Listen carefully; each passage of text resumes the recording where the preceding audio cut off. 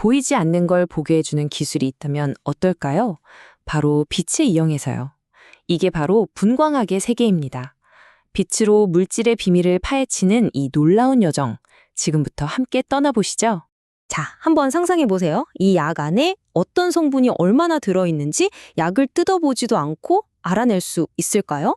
그냥 빛만 쏴서 말이죠. 불가능해 보이죠? 그런데 이게 가능합니다. 오늘 우리가 풀어볼 미스테리가 바로 이거예요. 이 질문 속에 분광학의 모든 것이 담겨 있다고 해도 과언이 아닙니다. 자, 그럼 이 마법 같은 일을 가능하게 하는 도구가 뭘까요? 네, 바로 빛입니다. 이 질문의 답을 찾으려면 먼저 우리의 도구인 빛에 대해 제대로 알아야겠죠. 빛으로 물질을 분석하는 그 기본 원리부터 차근차근 파헤쳐 보겠습니다. 그 방법이 바로 분광광도법이라고 불리는 건데요. 원리는 생각보다 간단해요. 어떤 물질에 빛을 쏴요. 그리고 그 물질이 빛을 얼마나 꿀꺽 삼켰는지, 즉 흡수했는지를 재는 거죠. 신기하게도 이 삼킨 빛의 양이 그 물질이 얼마나 진한지, 즉 농도랑 정확히 비례하거든요. 그러니까 빛을 아주 정밀한 눈금자처럼 사용하는 셈이에요. 근데 잠깐만요. 우리가 도구로 쓴다는 이 빛이라는 거 대체 정체가 뭘까요? 여기서부터 이야기가 정말 재밌어집니다. 왜냐하면 빛은 사실 두 개의 얼굴을 가졌거든요. 어떤 때는 파도처럼 행동하고 어떤 때는 작은 알갱이처럼 행동해요. 바로 파동과 입자, 이 두 가지 모습이죠. 첫 번째 얼굴부터 보시죠. 바로 파동으로서의 빛입니다. 빛은 마치 물결처럼 출렁이면서 나아가는데요. 이게 바로 전자기파예요. 여기서 꼭 기억해야 할 두 가지가 파장과 주파수입니다.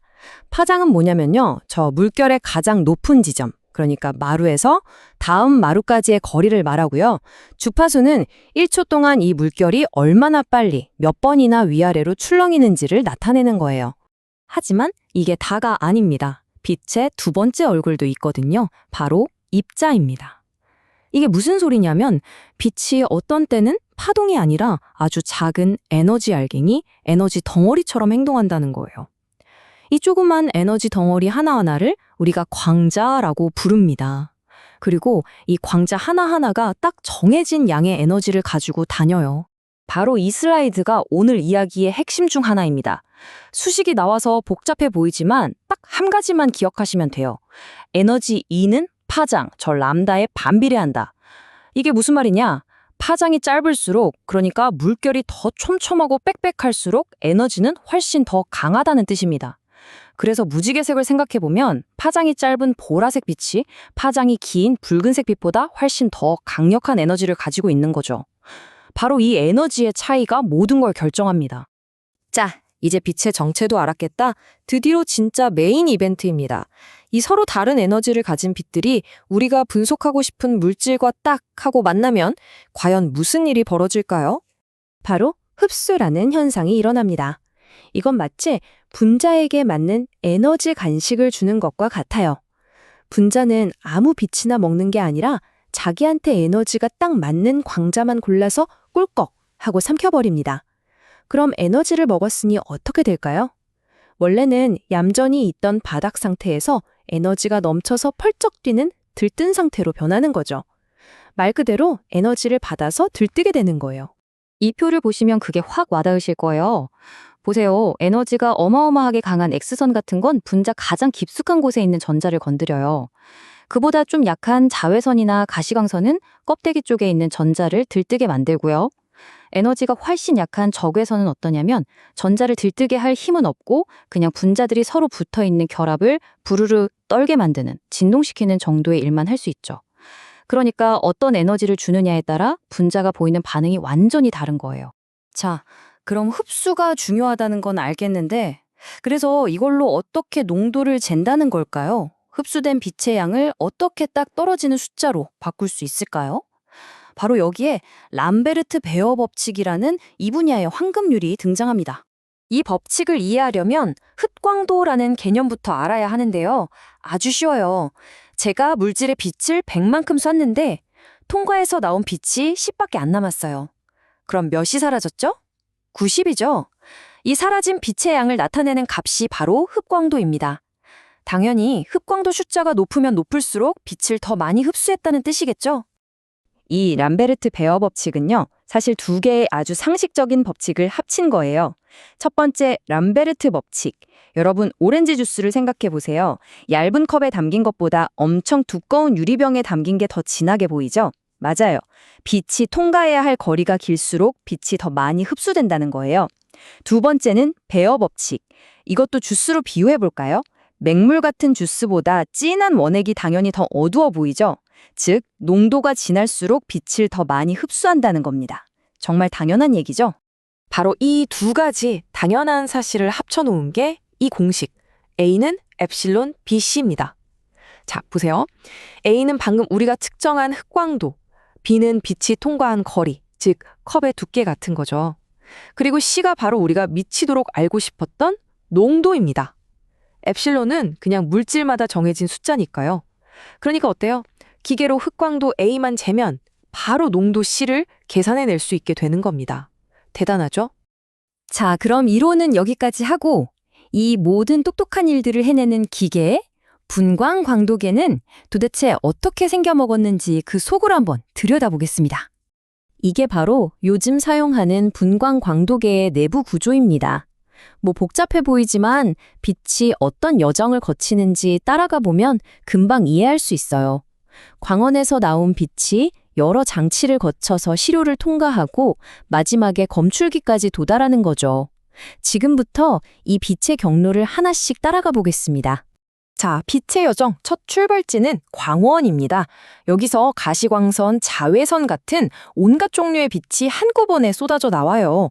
하지만 우리는 딱 한 종류의 빛만 필요하거든요. 그래서 두 번째, 단색화 장치를 통과시킵니다. 이름 그대로 여러 색의 빛 중에서 딱 한 가지 색, 즉 한 가지 파장의 빛만 골라주는 필터 같은 역할을 하는 거예요. 프리즘으로 빛을 무지개처럼 쫙 펼친 다음에 우리가 원하는 색깔만 쏙 뽑아낸다고 생각하시면 됩니다. 그렇게 선택된 단 하나의 빛이 세 번째 단계, 바로 시료를 통과하게 됩니다. 큐벳이라는 투명한 작은 통에 담긴 시료를 빛이 숑 하고 지나가는 거죠. 그리고 마지막 네 번째, 검출기가 기다리고 있습니다. 이 검출기가 하는 일은 아주 간단해요. 시료를 통과하고 나서 빛이 얼마나 약해졌는지 그 세기를 재는 겁니다. 바로 이 값을 가지고 우리가 앞에서 말했던 흡광도를 계산해내는 거예요. 지금까지 우리는 분광학이 얼마나 들어있는가, 즉 농도를 알아내는 데 쓰인다고 이야기했죠. 그런데요, 이게 전부가 아닙니다. 분광학은 대체 무엇이 들어있는가에 대한 단서도 알려주거든요. 마치 분자 세계의 지문을 읽어내는 탐정처럼요. 그 탐정의 핵심 도구가 바로 발색단이라는 겁니다.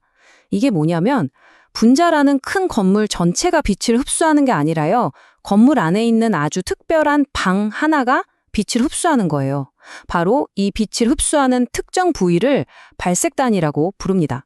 그리고 이 발색단이 바로 그 분자의 고유한 지문이 되는 거죠. 이 그림을 보시면 하실 겁니다. 왼쪽에 있는 분자랑 오른쪽에 있는 분자. 생긴 거 보세요. 완전히 다르죠? 그런데 스펙트럼, 즉 빛을 흡수한 패턴을 보면 어때요? 거의 똑같아요. 왜 그럴까요? 네, 바로 이 두 분자가 서로 다른 건물인데도 빛을 흡수하는 그 특별한 방, 즉 발색단은 똑같은 걸 가지고 있기 때문입니다. 사람으로 치면 얼굴은 다른데 지문이 똑같은 격이죠. 여기에 조색단이라는 조연까지 등장하면 이야기는 더 흥미로워져요. 조색단은 자기가 직접 빛을 흡수하진 않아요. 대신에 주인공인 발색단 옆에 착 달라붙어서 그 지문의 모양을 살짝 바꾸는 역할을 합니다. 그러니까 지문의 큰 틀은 같은데 땀구멍 위치가 좀 다르다거나 하는 식으로 미세한 차이를 만들어내는 거죠. 이런 미세한 차이를 읽어내는 게 바로 분자 구조를 파악하는 핵심 단서가 됩니다. 그래서 조색단이 지문을 어떻게 바꾸느냐에 따라 이런 전문 용어들을 쓰는데요. 간단해요. 흡수하는 빛의 파장을 더 길게 만들거나 더 짧게 만들거나 아니면 흡수하는 빛의 양 자체를 더 많게 만들거나 더 적게 만드는 식이죠. 이런 변화들을 종합적으로 분석하면 우리는 분자의 전체적인 구조를 퍼즐 맞추듯이 추리해 나갈 수 있는 겁니다. 생각해보세요. 분자에 붙어있는 아주 작은 부분 하나가 그 분자가 빛과 소통하는 방식을 완전히 바꿔버릴 수 있다는 거잖아요. 정말 놀랍지 않나요? 자, 그렇다면 이런 질문을 던져볼 수 있겠네요.